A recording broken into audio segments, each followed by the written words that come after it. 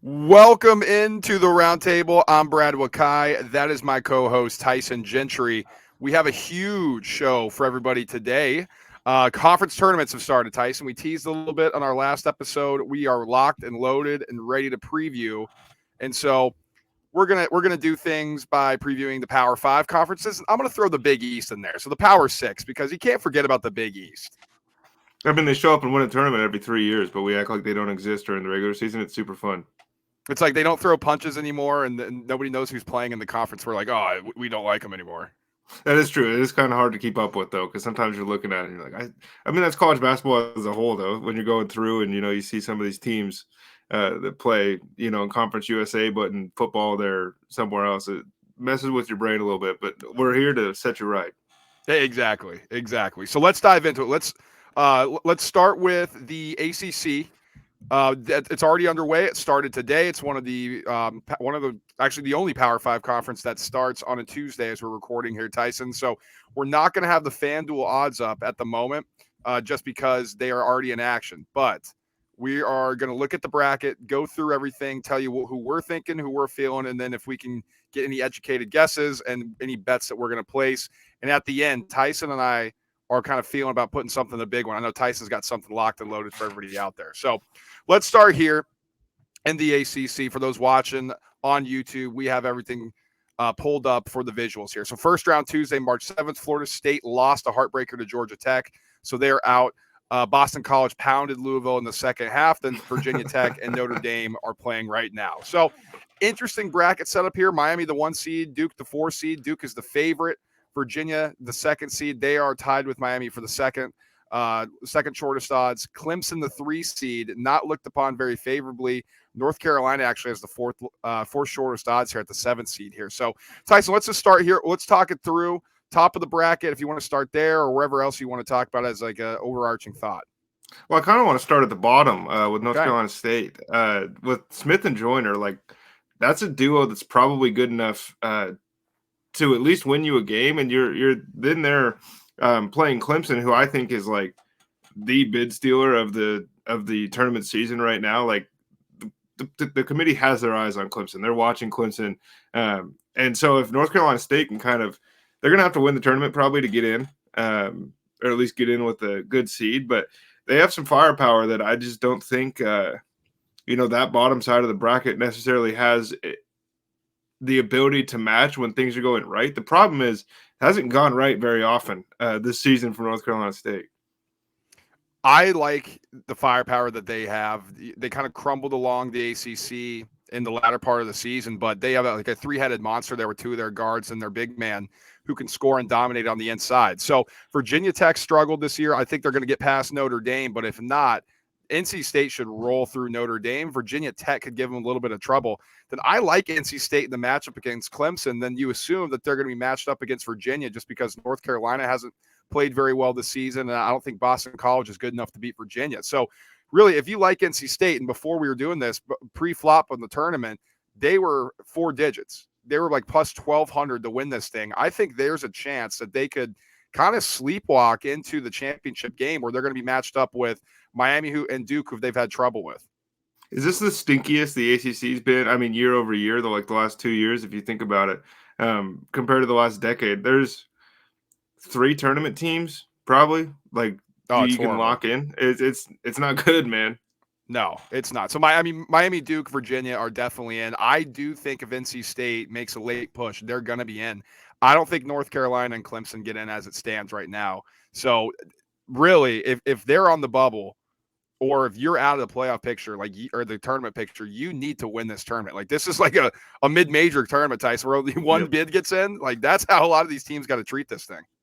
And one thing that we didn't even really talk about there, Pittsburgh, like they're on the bubble and they need Blake Hinson to be perfect. Like that's just kind of the way this thing's going to shake out. And unfortunately for them, Duke looks really good to me right now. I'm not sold on Miami. It doesn't seem like anybody else in the country is sold on Miami, but with the firepower that you have on offense and the way those guards get moving, that's a really, really tough ask. They just need their best player to be at his best all tournament long, which that's March, man. That's what happens. If Pittsburgh goes on a run that nobody sees coming, then all of a sudden, they're sitting on the 6 line instead of first 4 out. So I think there's only two ways you can approach this. Duke has struggled with Miami. This was kind of earlier in the season, but they are playing the best basketball in the conference right now. They have the biggest size, the most size in the country, and they're starting to find their role right now. Like their young guards have started to figure it out. Their young players have actually started to figure out what they can and can't do on the basketball court at the college level. If you're going to pick a favorite, if you're going to go chalk, I think you got to go Duke here. Because if Wake Forest, which I think they'll get past Syracuse, if they can take out Miami, Duke matches up extremely well against Wake. Duke lost to them away from home in the first matchup, then beat them in Cameron where Duke didn't lose. So the only question mark I do have about Duke is how they play away from home. Like they're bad on the road, but this is in Greensboro. There's going to be a ton of Duke fans. So I'm curious how that's going to go. For me, though, Tyson, it's either going to be Duke or NC State as my pick to win the ACC tournament. I love that. That's a lot of meat on the bone there. You're fading. I mean, we don't like to watch Virginia play basketball anyways, but Duke's won 6 in a row entering this tournament. John Shire has these guys like locked, loaded, ready to go. What are they, 25th or 26th or something in defensive efficiency since basically the season's turned around? It's a bunch of names that you're not going to know, which is not typical of a Duke team. They play good college basketball. There's not as many pros on this Duke team, but there's not as many pros in the ACC this year, flat out, period. And I think that's kind of working in their favor. The issue is, like, if Virginia just muddies something up, like, they could beat all of these teams 52-50, 66-64, something like that, in a way that I don't know. Like, Miami wants to get out and get in front of you and just kind of beat your face in for 40 minutes, which they were able to sneak by Virginia. I think that one was 66-64, if I'm thinking right. But I'm going with Duke here. I just think, like, the size is going to be too much, and kind of the rapid fire, the way these tournaments work where you're boom, boom, boom every day, you got to favor the hot hand. Yeah. You know what, Tyson? What type of Duke fan would I be if I didn't ride with you here when you're the one picking Duke and you hate Duke? So, you know what? I'll make them an official play for me as well. And I do want to give a caveat for those out there who, love betting tournaments and love like kind of these long shots or futures tickets. You're not going to get very good odds in these conference tournaments. A lot of times it's much better if you just roll over money line plays. So let's say you put $10 on Duke money line against who would they be facing, Tyson? I'm trying to think who they play in the first round. Winner of the Pitt Florida State, or the winner of the Pitt Georgia Tech game. So if you put $10 on, let's say Pitt beats Georgia Tech, Duke money line against Pitt, take those winnings, roll that over, bet them money line against Miami if they've advanced to that round, and then just bet them money line in the championship. So a lot of times they're going to have a better return than if you just take the favorite in these tournaments. So that's just a little word to the wise there. But I mean, there's going to be some other long shots in these that you're going to like, and I think you're going to get on board with us here. Yep. Okay, let's move into the Big 12 then. I think this is a wide open one, man. I really do. And this is the best conference in the country, no doubt about that. So I think that means there is a lot of value on the board if you'd like a certain team or another. So let's bring in the bracket here. For those watching on YouTube, I'm going to zoom in a little bit here, see if we can get a better view. So on Wednesday, West Virginia, the 8 seeds, taking on Texas Tech, the 9 seed, whose coach is not going to be coaching. Oklahoma State, the 7 seed, they're taking on Oklahoma, who is not in a good place right now. That is not a very good team. So first round matchups, the teams with the byes, 1 seed Kansas, 2 seed Texas, the only teams in this conference who will get a bye in this tournament. Kansas State, the 3 seed, takes on TCU, the 6 seed. Wow. And then Baylor, the 4 seed, takes on Iowa State, the 5 seed. It's been a bad matchup for Baylor against Iowa State. They've actually lost both games to them this season. So again, Tyson, what's some overarching thoughts that you want to touch on regarding the Big 12?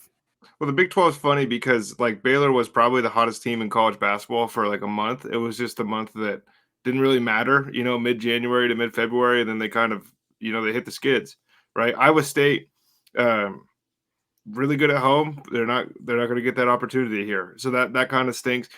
In that matchup, man, like, it all comes down to, is it Flagler? Adam Flagler from Baylor? Yep. He's got to be really good, man, because this is a Baylor team that doesn't really look like the ones from the last couple of years as far as what you're used to seeing from that team. And kind of the top end talent doesn't seem to be there.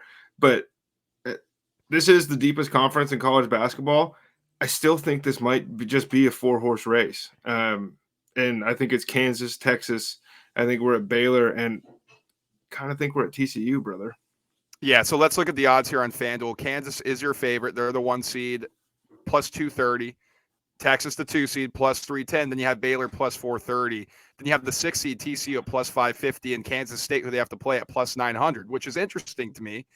They're clearly stating that they believe they believe TCU clearly has a better shot to win than Kansas State. So, listen, it's a lot about matchups in the Big 12, especially when it's so even, especially with how deep it is. I think when you go back into the bracket and you take a look at it, I don't know if you can play Baylor at this price at plus 430, Tyson, especially when they've struggled so heavily against an Iowa State team. And then to even get to the championship round, they're going to have to go through Kansas, who, turned it on in the second half and really kind of emasculated them. And Baylor had its little skid for a bit after that.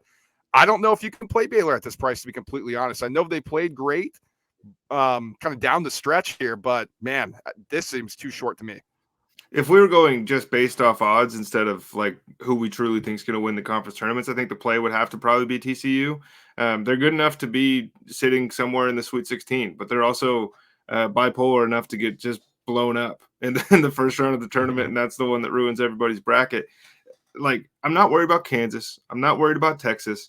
I'm worried about the others in this conference, which if you've been paying attention at all, like all year long, they've been hovering around top 15 teams, all of them. They've been trading spots from 13 to 25 essentially all year. It's just in tournament style play, I like to favor the top end talent.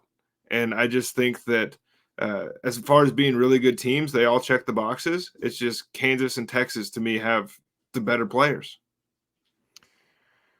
Yeah, I think if you're right, if you're just like, hey, I have one pick to make on who's winning the tournament, I think you got to start with the top end. But if we're going to bring in the gambling component to this here, and you're looking at return, honestly, I'm gonna take TCU at plus 550. I just 2 wins to get to the championship game. A Kansas State team who they match up extremely well against. Kansas State, who's much worse on the road or on a neutral site than they are at home. And then you're Texas playing teams you already beat, right? Exactly, and they can beat Texas. So, I don't know. I like that at plus 550. Is there a particular route that you're going to go? I mean, I like Texas. I've been saying it all year long. Like I think Texas might be the best team in the country. Like the way that they played Kansas at Allen Fieldhouse, and then the way they played them last week, like that's the continuity, that's the growth that you want to see in a team. And I think they're certainly hitting their stride at the right time, and they're just loaded with athletes. A little bit worried that somebody like Carr is going to shoot their way out of one of these games at the end of games, because that's kind of his MO. It seems like when they're losing, it's like, okay, I'm getting this back in this game no matter what. But the give a shit factor is high on Texas. And to me, that's all I really need to look for. I got the top end talent. I got a well-coached team. I got a team who's battled through some adversity so far this year. And I got high-end athletes, man. Okay, I love it. Let's get over to the Big East now. This is, you want to talk about wide open. I really think this may be the most fun that we're going to have in a conference tournament setting. And, of course, it's going to take place at the Garden. We always know there's exciting stuff when the Big East is playing on that floor. I mean, it's iconic moment after iconic moment there. So let's look at it here. Let me pull this up for the YouTube viewers. I honestly think, Tyson, there's been a lot of conversation around Villanova. I don't know if I can buy it. And I know they've played much better recently, but let's look at it here. They're going to have a cakewalk to start with Georgetown. They're going to face Creighton, the number 3 seed. Now, Villanova historically has played Creighton well. I think Creighton doesn't rebound the ball compared to what Villanova does physically, so that's something. Xavier, the number 2 seed on Villanova's side of the bracket.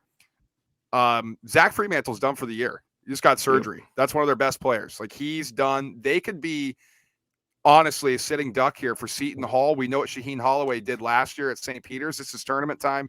Some of those same players followed him to Seton Hall. They could do the same thing here. And then the 1 seed Marquette. Do you want to talk about someone you're not quite sure about? I think it's Marquette here. I mean, the good thing is they play either Butler or St. John's, both teams who are struggled. And then the next round they'll match up with the Connecticut or Providence. UConn's the favorite in this tournament, Tyson, plus 210, Creighton plus 290, Marquette plus 340, and then the Villanova that we talked about plus 850. What's some overall thoughts you have? Well, I think that like you're giving me St. John's at such a crazy price there. Like I'm gonna have to be wanting in on this. It's just Seton Hall, excuse me, not St. John's. Goodness.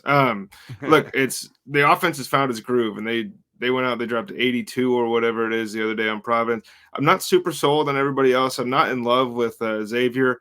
I'm not in love with Marquette. I really like UConn, and I think for the money, I'm looking at Seton Hall, but who I actually think is going to win this tournament, Brad, I think Creighton's going to win their first Big East championship.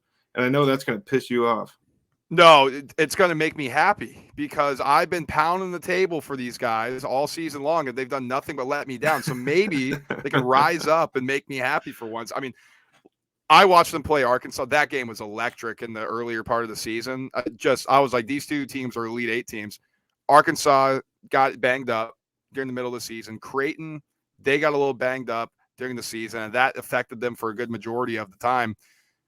And then since that point, since they've gotten everybody back, it's like they've had to learn how to play basketball with each other again.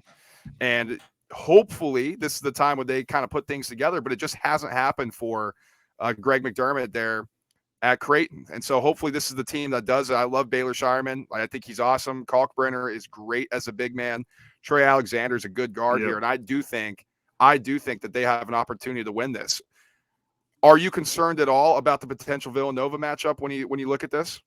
No, maybe I should be. Realistically, like it's Villanova in the tournament. It's not the Jay Wright Villanova team, so it's all over. You got to show me again because it's new faces. This is new everywhere.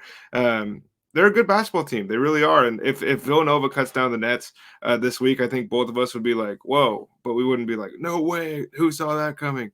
I just like Creighton has 5 guys who average in double figures. They have a top 10 defense in the country, and they're well coached. I think to me, that's like the boxes that you have to check. And to be honest with you, man, like pre-Christmas, that team didn't look very good to me at all. Creighton. Post-Christmas, like it's the biggest turnaround, I think. And that's kind of early season and then the way you close. That's how I always look at these things. And Creighton's closed pretty well. I don't think they've lost back-to-back games in like 2 months or something like that. I just like if this game was played or this tournament was played maybe 2 weeks ago, I would have taken UConn. But I'm rocking with Creighton.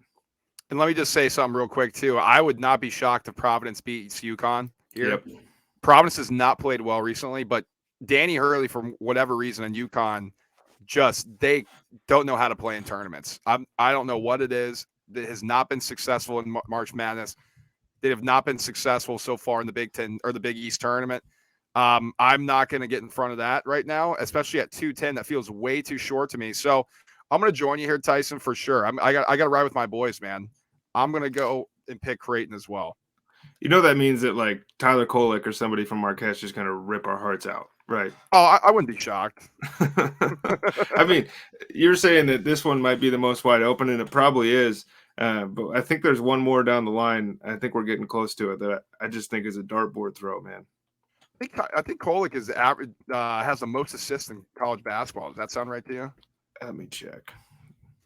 I think he does. But he's been great, man. He's setting like an all-time turnover to assist ratio as well. Like he's doing some amazing stuff.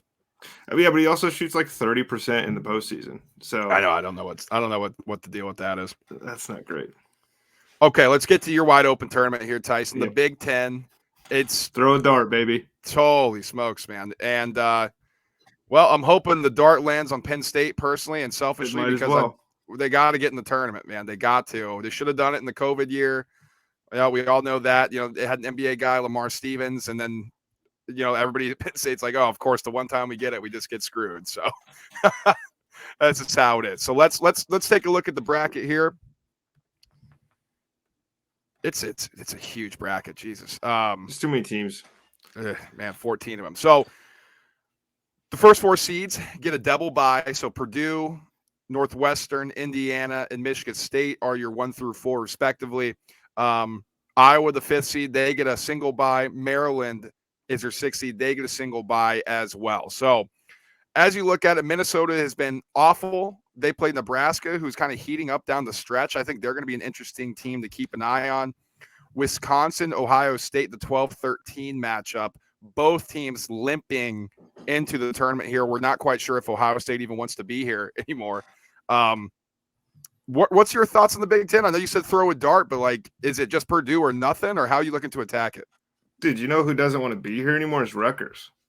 It's been my goodness, fairly apparent over the last month and a half of the year. They went from like, whoa, Rutgers might play in the Elite Eight to like, is Rutgers good enough to play in the NIT? It's. I mean, they haven't beaten a good team in a long time.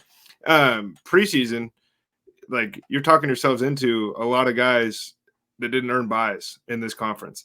Like I think Michigan has to win at least a couple games to make the tournament. I know people are still flirting with him as first four in. I don't get it.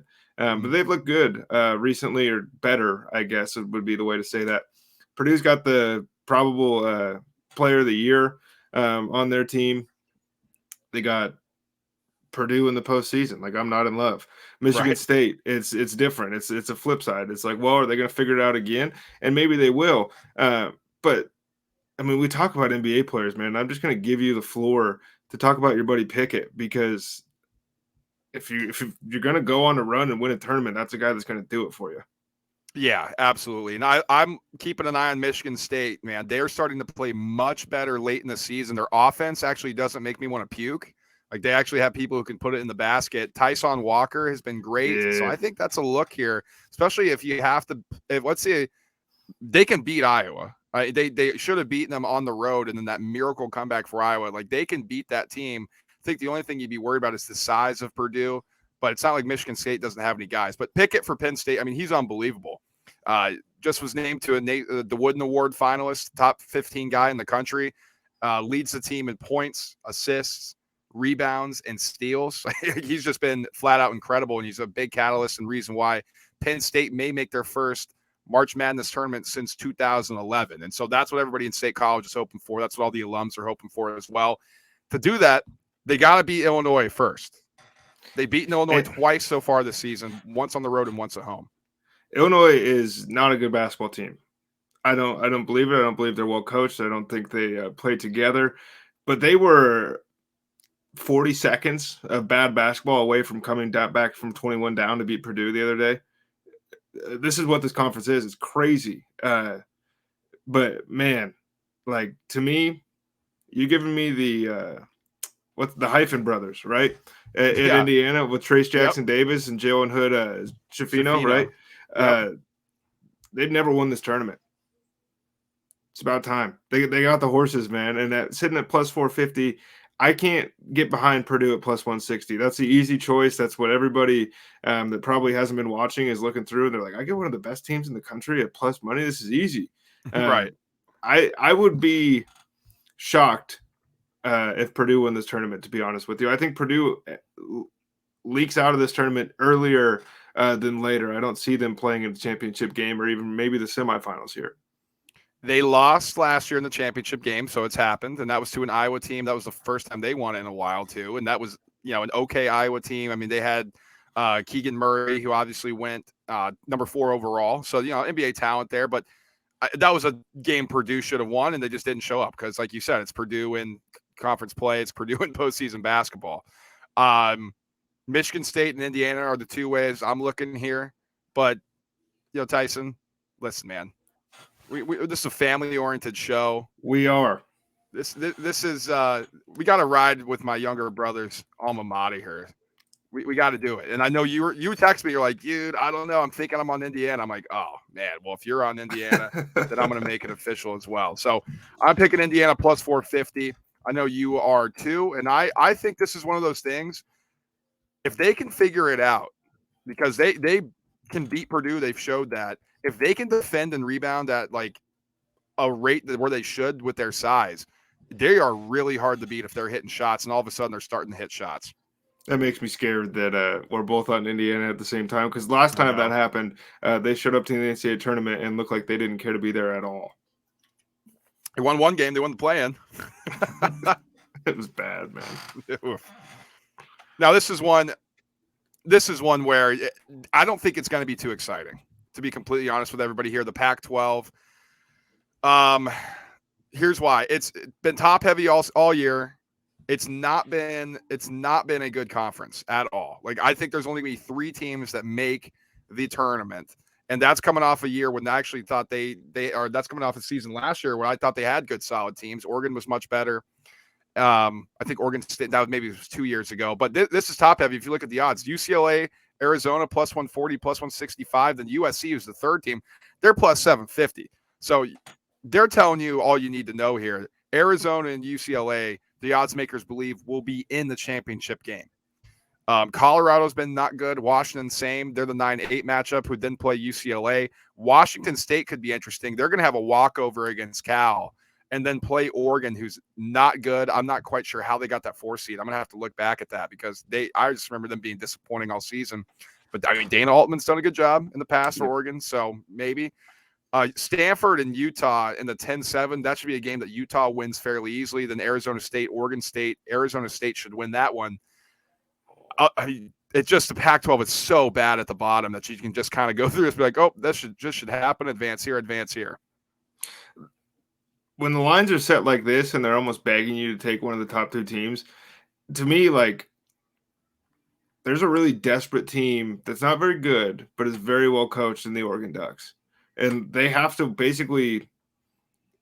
the tournament to make the play, to make the NCAA tournament. I was thinking maybe they could make the semifinals where they meet up with UCLA, but at 18-13, that's not going to get it done. They have to win this whole thing. UCLA a little bit banged up. Kind of treated the game the other night on Saturday against Arizona as the conference championship, it seemed like. And nobody's going to be down on UCLA if they don't win the Pac-12 tournament. I think people will be down on Arizona if Arizona doesn't win the Pac-12 tournament. I think there's a lot more pressure on them. And to be honest with you, I'm not in love with Arizona either. I think in this conference, they're looking pretty strong. At full strength, I think UCLA is a better team, as we saw. But, like, it's the same old shit with Arizona. We do this every year. It's like, oh, my God, have you seen the offensive numbers that these dudes put up? And they got a couple guys scoring 25, and it's crazy. And then it comes to nut-cutting time, and Arizona disappears. So I'm not in love with any of these teams, man. And to be honest with you, I think the best name in the country, Boogie Ellis, might be lighting it up. Ooh. Might be able to put USC all the way through to the championship. That's interesting. Drew Peterson, their shooter, he's hurt. I believe it's a back injury. I'm not quite sure the extent to it, but I know he's a little banged up. But let's look here. I mean, Arizona State, they match up extremely well against them because USC pounds the glass and can dominate Arizona State on the rebounds. And then I think what you're hoping for if you're USC is that Utah somehow finds a way to get past Arizona, and then USC can beat Utah because USC just doesn't match up very well with Arizona. I think Arizona just spreads them out too much. They're not really able to attack the offensive glass like they're used to, and Arizona does a good job of rebounding the basketball against them. So I think they're really hoping, if you're a USC backer, you're really hoping that Utah makes a run at this thing. I'm looking here, Tyson. I'm looking at Washington State because this is going to be a little warm-up game for them in the first round against Cal. And then I think because Oregon's sitting around stagnant, Washington State's already going to play. They're going to have their legs under them, get past Oregon, play a UCLA team who's missing their best defender in Jalen Clark, and then just hoping that you can get a team like a USC or maybe a Utah in the championship game or something like that, man. That's honestly where I'm looking in this one, where I think it's a crapshoot, especially at plus 1,400. And this is where, this is why we say maybe play singles and roll it over because who's actually going to win the tournament, Brad? I'm going with UCLA. I just think Jaime Jaquez, Tiger Campbell, these guys are winners, man. I know Jalen Clark's injury is a big deal, but give me Mick Cronin 7 days out of the week versus every other coach in the Pac-12, and that's no disrespect to these guys that have gone on crazy runs. His teams play tournament basketball.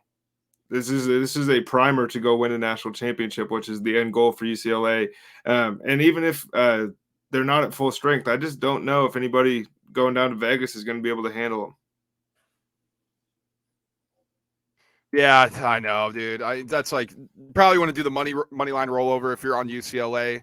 I'm curious how those lines will look without Clark. Obviously, I said Washington State plus 1,400 for me. Just taking a shot here. I think you're right. If I had to pick one, quite honestly, if I had to pick one, I'd probably just take Arizona because, like you said, it seems like UCLA is like, hey, we want that regular season championship. We're going to pound Arizona. We're going to make a statement here, and then be like, okay, we'll get healthy and get ready for the NCAA tournament. But I'm going to take a shot in this one because I'm not quite sure who's good. I'm not quite sure who's bad besides UCLA being elite. All right, SEC to close out the Power Fives or the Power Sixes with the Big East involved here. I actually think this is going to be a fun one as well, Tyson. I think we're about to shock some people. I think so too. And let me pull this up for everybody out there as well. You have the 1 seed Alabama. They have a bye. They're going to already into the quarters. The top 4 actually get the double bye as well. A&M, the 2 seed, kind of surprising there. Missouri, the 4 seed. Kentucky, the 3 seed. They actually have been playing much better down the stretch. Vandy's sitting at the 6 seed. They lost by 60 points to Alabama earlier this year. They've been rolling them off, though. I think they've won like 8 of their last 9, something like that. Like they have to win to get in, I think. Like I'm not sure that everybody's lining up to book Vanderbilt for their tournament. This one is going to be super funky because Bama's been struggling. Missouri's been a little hot and cold. Wade Taylor, the 4th, might be the best guard scorer that's going to be available to play in this tournament for one of your non kind of blue blood basketball schools in this conference. But Tennessee sitting at the 5 line, dude, what a fall from grace. Just a team that was looking like probably going to be sitting on the 2 or 3 line in the NCAA tournament is all of a sudden like nobody knows where to slot them in because one night they're good enough to beat the best team in the country, and then the next they get smoked by South Carolina. They're not careful. Yeah, and Zakai Ziegler, tearing his ACL, that hurts. He's our senior guard or leader guard. It just not that was brutal for him. I do feel for them and Ziegler obviously. So that definitely hurts him. I'm staying away from Tennessee. Was going to stay away from him from the beginning, but certainly without him, this is not a team that I want to be backing. Another team I don't want to be backing, quite honestly, Tyson, is Alabama. They won the regular season title. They obviously had the kind of drama surrounding Brandon Miller. They haven't covered a game since all that drama went down. So they've been playing much, much tighter games than expected. I think for them, it's a good thing that they're going to play the winner of Mississippi State and Florida. No Colin Castleton for Florida with his injury, and Mississippi State can't shoot. So Alabama should be able to get into the semis fairly easily. Then as far as anybody else, this is the game I'm looking at here. Arkansas-Auburn. Arkansas should win this game. Auburn is not very good, and they're not good away from home. Arkansas should win that one and compete against Texas A&M and find themselves in a semifinal game against Kentucky, theoretically, where the winner of that's going to be in the championship game against potentially a Missouri team, if they get hot, can outshoot Alabama, who has not been shooting the ball very well recently. I think that Kentucky here is licking their chops at the way that this thing kind of broke for them. Antonio Reeves showed up all of a sudden the last couple of weeks and is like, what do you have, 37 against Arkansas the other day? He's been absolutely going off, and that's been kind of the deal with Kentucky all years. You need a consistent outside guy to pair with Shibwe on the inside because like the guy he's not going to win you an NCAA tournament like some of the other elite bigs. I put bigs in parentheses because he's really not massive, but in the history of Kentucky. And now they kind of found that second guy going into this tournament. They're playing their best basketball right now. 5 of their last 6. Just feels kind of like, it was a fun year and it's going to end up with blue on top. Alabama, the favorite, plus 155. Tennessee, plus 360. That is just way too short for how they've been playing their injuries. Like, come on. Like, this, is anybody paying attention over there? Like, come on. Kentucky, third, plus 430. A&M, plus 600. Not a lot of confidence in A&M here. Arkansas, plus 1,200. Auburn, plus 1,600. Missouri, the 4 seed, plus 2,800. That's surprising. Now, I will say Vandy's an interesting look at plus 5,000. They beat Kentucky. They can match up extremely well with them because they have size on the interior and just don't allow Oscar Tshiebwe to bully him. So that may be a spoiler here. If you like Vandy, I actually do think there's an opportunity for them because Georgia and LSU, I don't think will beat Vanderbilt. And then it's just going to be a rematch, Kentucky and Vanderbilt. Who can get past that game in the face of an A&M team who's vulnerable, or I think an Arkansas team who's not been playing well recently. So that's a long shot look as well.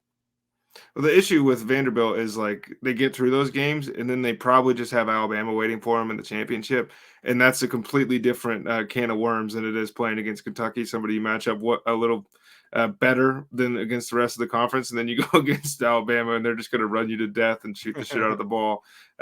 It'd be awesome though. I mean, to go from a team that lost, like I said, 101 to 44 or something like that earlier in the year to Alabama, to beat them in the conference championship would be pretty cool. So, all right, so let's get to our official picks here then, Tyson. I'm going with Kentucky plus 430. I think they have it rolling right now. This is like a classic Cal job here where it just looked awful. I mean, people were like crying on the radio station down in Kentucky. They're like, I can't believe what's happening. Like, legitimately, it was insane. And then now look at the team that they're if they win this thing, they could be a 3 seed in the NCAA tournament, which is insane to think from where they came from. Are you rocking with me with Big Blue? Absolutely. I just don't see a way around it right now. I mean, moral things aside, like basketball wise, Alabama just hasn't looked good. I know people have soured on them for the handling of the murder case or whatever it is down there, but like quietly, they haven't played very good basketball since then. And it doesn't seem like anybody's like really giving a shit because they were all focused on something else, which is obviously bigger than basketball. But Kentucky's been the best team in this conference for the last 2 weeks. Okay. I previewed this, Tyson. I teased it. Let's go Tyson's mega parlay, because this is a little dart that you're throwing out here.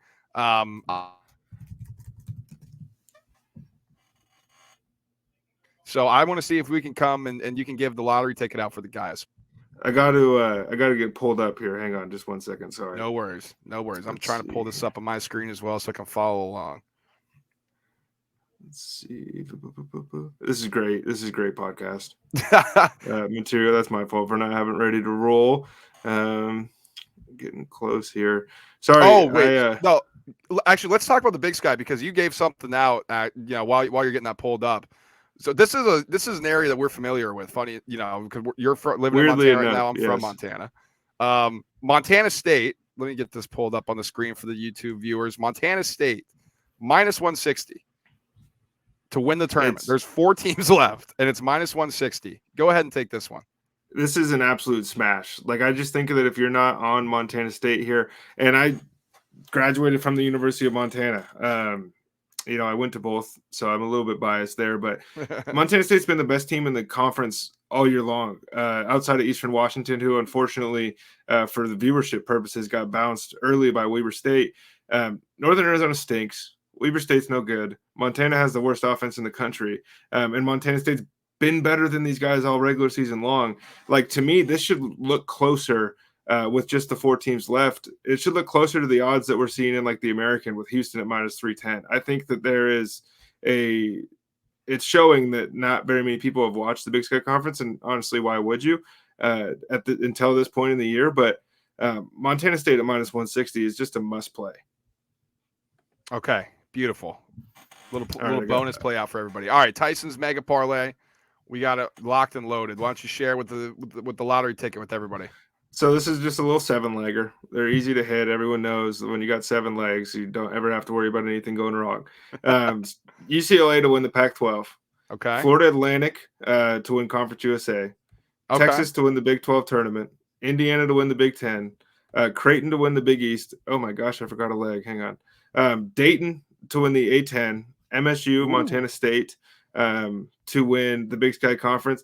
And unfortunately, Brad, there was going to be Duke on here to win the ACC, which turns, as it sits, this is $10 to win $21,000. If you were to add Duke earlier today, you're looking closer to about $100,000 ticket for $10. And I think that once those odds reopen tomorrow, we're probably going to get shorter lines, but that's fine. That's something that I just think, like, these are the best teams in the conference to me. And so if I'm wrong, I'm wrong, but at least I'm not riding with I had Boise State in there from the Mountain West, but you kind of talked me off the ledge a little bit there. But I'm not riding with anybody that is just a ridiculously long shot to win a conference tournament. Yeah, and you'll get those sometimes. I think in some of the lower seeded ones, That's why you got to stay it away, happens a lot man. more, right? And of course, like Morehead State, great all season, and then lost there. Whatever, I forget who it was actually. And Youngstown State, they lost. Like I feel bad for some of those mid majors teams. They play so well all regular season and then get to the tournament, one bad game, no dancing for you. Well, right there, if you add Kentucky and turn it into an 8-legger, it becomes $111,000 off There you $10. go. There you go. Play it with Courtesy us. of Come on. FanDuel, lottery from FanDuel. Yeah, I mean, it's better than playing the Powerball. At least this one, you get like extended amount of time in front of the TV before you get your dream shit done. Yeah, that's a good point. We're going to be playing not just futures, though, Tyson. We're going to be playing picks for all these matchups itself. So why don't you tell them where they can find those? It is in the Chalkboard app. It's on the App Store and in Google Play. The group name is the Roundtable. It's just basically Brad and I throwing picks at the wall and seeing what sticks. This week's going to be a huge focus on college basketball, obviously. Brad was in there firing my phone up at work with all these live plays, and I had to go check the scoreboards to see what we were looking at. And we'll have more golf stuff this week as well. We've been throwing together some pretty fun golf parlays, some top 20s, top 40s, things like that. We got the NFL draft coming up. Huge smoke today with the Lamar Jackson news and everything else that goes along with that. So you got to follow the tea leaves, and there's tons of money to be made there. So any sport you can think of, we're betting on it. It is in the Chalkboard app, and the group name is the Roundtable. In the meantime, like, subscribe, and share the show. We, as always, appreciate you guys watching and listening, and would love for you to share it with a friend if you like it. Follow us on our Instagram @ the roundtable pod _ Our TikTok handle is the same. And you can send us a tweet over at TRT _ pod. Draft Dive Part 2 coming later this week. We're going to take a look at the next batch of teams in the NFL draft, what they should do this offseason, what they should do in the draft, and address any needs that they have upcoming. We'll talk to you all then. Peace.